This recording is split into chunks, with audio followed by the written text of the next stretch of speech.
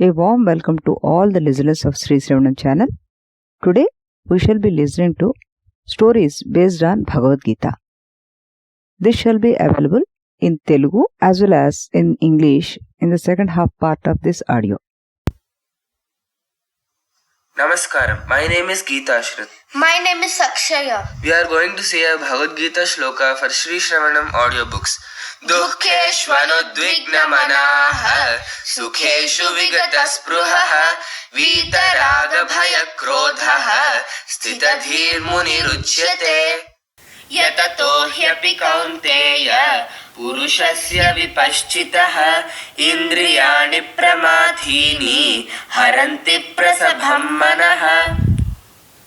శ్రీశ్రవణ ఛానల్కి చిన్నారులందరికీ శ్రోతలందరికీ కూడాను మరొక్కసారి స్వాగతం. చిన్నారులు ఇద్దరు చక్కగా చాలా పవర్ఫుల్ శ్లోకాన్ని మనందరికీ వినిపించారు. దీని అర్థం తెలుసుకోవాలి అంటే నిజంగా చాలా శ్రద్ధ కావాలి. మనం ముందు దీని భావం ఏంటో తెలుసుకుందాం, తర్వాత కథ చెప్పుకుందాం.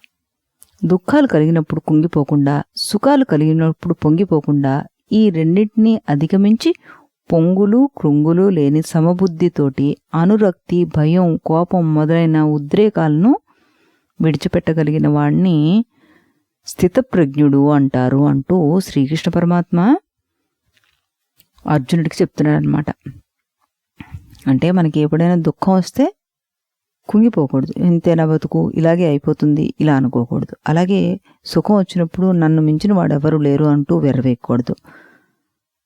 ప్రతి దాని పట్ల మనకి ఒక భయం, కోపం, ప్రేమ ఇలాంటివన్నీ ఏర్పాటు చేసుకోకుండా అన్నిటినీ ఒకే సమదృష్టితో చూడగలిగేవాడే స్థితప్రజ్ఞుడు అంటూ చెప్తున్నట్ట. మరణాలు, బీభత్సాలు, ప్రతికూల పరిస్థితులు, పరాజయాలు మనల్ని ఎప్పుడు కిందకి ఈడుస్తాయి. వాటిని చూస్తే మనకి భయమే లేనివాడు ఎవ్వడూ ఉండడు. అసలు ప్రతి మనిషిని ఏదో ఒక భయం వెన్నాడుతూనే ఉంటుంది. మరి అందరికీ మరణం అన్నది సర్వసాధారణం కదా. కానీ కొంతమంది మనం వింటూ ఉంటాం కదా, ఆత్మహత్య చేసుకునేవారు అని. వాళ్ళకి భయం లేదా మరి? కానీ ఉంది. వాళ్ళకి జీవితం అంటే భయం, అందుకని వాళ్ళు ఆత్మహత్య చేసుకుంటారు. ఏదో ఒక భయం మనలో ఇంచుమించు అందరినీ వెన్నాడుతూనే ఉంటుంది. భయం లేకుండా ఉండడమే ప్రశాంతత. ప్రశాంతంగా ఉండగలడమే ఆనందం. భయాన్ని అధిగమించడానికి గల ఏకైక మార్గం ఏమిటి? సత్యాన్ని తెలుసుకోవడం, నిజాన్ని తెలుసుకోవడం, సత్యాన్ని అనుభూతి చెందడం. 16 ఏళ్ల వయసులో శ్రీ రమణ మహర్షి మరణాన్ని ప్రయోగాత్మకంగా పరిశీలించారట. మరణాన్ని అనుభూతి చెంది జీవస్మరణ సత్యాన్ని అర్థం చేసుకోవడం ద్వారా ఆయన మరణ భయాన్ని అధిగమించేశారు. మనం దేనికైనా ఎందుకు భయపడాలి? ఉదాహరణకు కొందరికి చీకటి అంటే భయం. పగలు ఉండే వస్తువులే రాత్రి కూడా ఉంటాయి కదా. కానీ పగటిపూట వెలుతురుంటుంది, రాత్రిపూట ఉండదు. అదే స్థలం, అవే వస్తువులు ఉన్నప్పుడు కూడా భయపడ్డం అనేది తెలివి తక్కువతనం కదా. ఇదే విధంగా భయస్థుడు అజ్ఞానం అనే అంధకారంలో జీవిస్తూ ఉంటాడు. నిర్భయస్థుడు జ్ఞానప్రభల్లో జీవిస్తూ ఉంటాడు. ఒకటే ప్రపంచం కొందరికి ఆటగా ఉంటే మరికొందరికి అగచాటుగా ఉంటుంది. ఇది మనం చూసే దృష్టితో ఉంటుంది. వివేకానంద దీనికి ఇంకొక మాటను జోడించారు. ఏమిటి? మనం పొందే ఆనందం ఎంత ఎక్కువగా మనలోంచే కలిగితే అంత ఎక్కువగా మనం ఆధ్యాత్మికత వైపు వెళ్తున్నట్టు. సుఖాల కోసం ఈ ప్రపంచం మీద ఆధారపడకుండా ఉందాం అంటున్నారు ఆయన. మనకి 5 ఇంద్రియాలు ఉన్నాయి. అవి ఎల్లప్పుడూ ఆయా ఇంద్రియాలను ఆకర్షించే వస్తువుల వెంట పడిపోతూ ఉంటాయి. ఆ ఇంద్రియాలు పగ్గాలు తెంచుకున్న గుర్రాల్లాంటివి. పెద్ద పులిలాగా అపాయకరమైనవి, కోతిలాగా అలరి చేస్తాయి. అడవి గుర్రాల్లాగా మాట వినం, దోమల్లాగా బాధ పెడుతూ ఉంటాయి. జ్ఞానులైన వారైనా తగినంత జాగ్రత్తగా ఉండకపోతే ఇంద్రియాలకు, వాటిని ఆకర్షించే వస్తువులకు లోబడిపోతారు. అవి మనల్ని కారు చిచ్చులోకి, వరదల్లోకి, గాలివాన్లోకి, సుడిగాల్లోకి లాగివేసినట్టుగా లాగేస్తుంటాయి.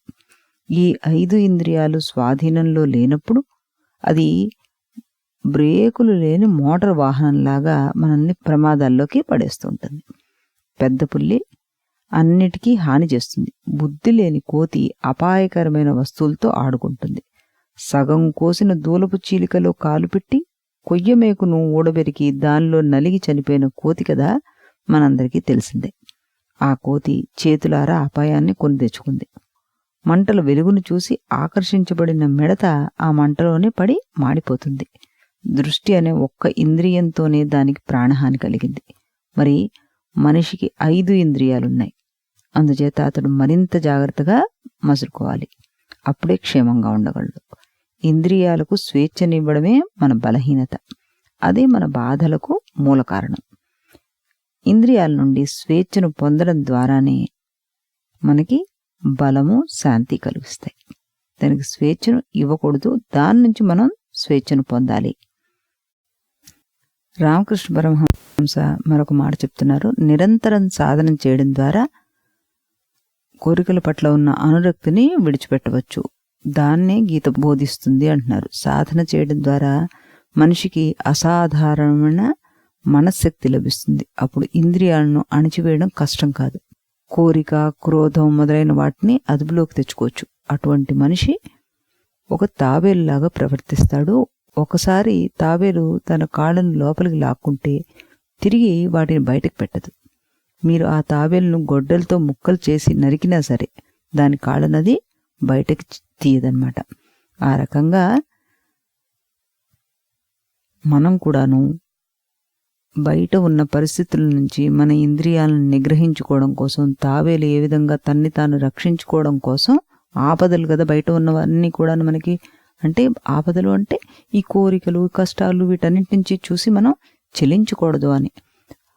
వాటి నుంచి ఏ విధంగా అయితే తాబేలు తన్ని తాను రక్షించుకోవడానికి తన డిప్పలోకి లాక్కుంటుందో అదే విధంగా మనం కూడాను ఇంద్రియాలను నిగ్రహించుకోవడం మొదలు పెడితే వజ్రంలాగా తయారవ్వచ్చు. వజ్రం దాని గుణాన్ని ఎప్పటికీ కూలిపోదు. అది దేనికి లొంగదు. సమయంతో పాటు దాని విలువను పెంచుకుంటుంది. వేరే దానితోటి కలిసినప్పుడు తన తత్వాన్ని మార్చుకోకుండా, ఏ రకమైన ప్రభావానికి లోనవ్వకుండా, అంటే అది మెటీరియల్ కదా, అది ఏ మెటీరియల్తో ఇంటరాక్ట్ అయినా కూడాను చేంజ్ అవ్వకుండా అలాగే ఉంటుంది. ఆ రకంగా మనం వజ్రాల్లాగా తయారు చేసుకోవాలి అంటూ స్థితప్రజ్ఞుడి గురించి మనకి గీతలో శ్రీకృష్ణ పరమాత్ముడు బోధించాడనమాట. ఇప్పుడు అర్థమైందా మనకి? ఈ శ్లోకం మన స్థితప్రజ్ఞుడిని చెయ్యాలి. ఇప్పుడు ఇదే కదని మనం ఇంగ్లీష్లో కూడా విందాం. Let us listen this verse in English. This is a very, very powerful sloka in Bhagvadgeeta. He who is unperturbed in misery and free from desires admits pleasures, who is devoid of all the attachments, fear and anger, that sage is said to be of steady wisdom. That is sthita prajna. Death and disaster, adversity and failure pull us down. We are scared of them. There is none who is totally free from fear, isn't it? Everybody is haunted by some type of fear. Fear of death is of course the most common, but there are few who commit suicide. They are not afraid of death, but they are afraid of life. One fear or the other always haunts almost all of us. To be fearless is to be free. To be free is to be peaceful. To be peaceful is to be blissful. The only way to overcome the fear is to know the truth, realize the truth. Sri Ramana Maharshi at the age of 16 experimented with the death, experienced the death, overcome the fear of death by knowing the truth about life and death. He realized the truth and so he is free. He is a free person, peaceful and blissful always. Why should we be afraid of anything? For example, there are some who fear darkness. All the things available in the day are available in the night. The only difference is during the day. We have the light, and during the night there is darkness. Is it not foolish to be afraid of the same place and the objects at the night? Similarly, the man who is afraid lives in the darkness of ignorance. He who is not afraid lives in the light of knowledge. The same world is a source of sport to some, sorrow to somebody else.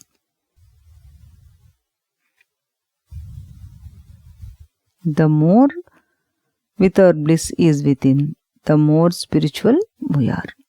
Let us not depend upon the world of pressure.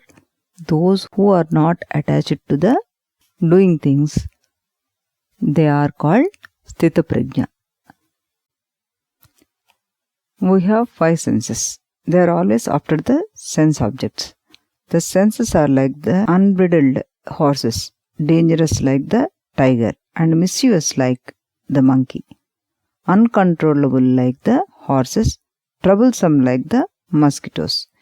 Even the wise people, for want of enough alertness, fall a prey to the senses and the sense objects. They drag our minds into fires, floods, cyclones, and tempts. The 5 senses, when not under control, drag us to disasters like a car without brakes. The tiger endangers all, and the brainless monkey plays with dangerous objects. It brings evil to itself with its leg caught in the place of a wedge between the 2 branching sheets of wood. With but one sense, the sense of sight, the moth is drawn towards to the fire, and the poor creature kills itself falling in the flames. Man with 5 senses is ever to be alert to be safe. Freedom to senses is our weakness and misery. Freedom from senses is our strength and peace. Through the discipline of constant practice, one is able to give up the attachment. That is what the Gita says. By practice, one acquires uncommon power of mind. Then one does not find it difficult to subdue the sense organs and to bring anger, lust, and the like under control. Such a man behaves like a tortoise, which once it has stuck into the limbs, never puts out. You can't make the tortoise put its limbs out again, though you chop it to pieces with an axe. We should become like a diamond, which is immutable. It always retains its property and only gains the value with time. It does not change when it interacts with any other material, whereas the other object's definition might change. So we should become like a diamond by controlling our 5 senses. The person who controls his senses is called Sthita Prajna. He can live his life peacefully. That is the meaning of this entire sloka. Tomorrow with another story and another example, we will meet again in the same channel. Till then, bye-bye.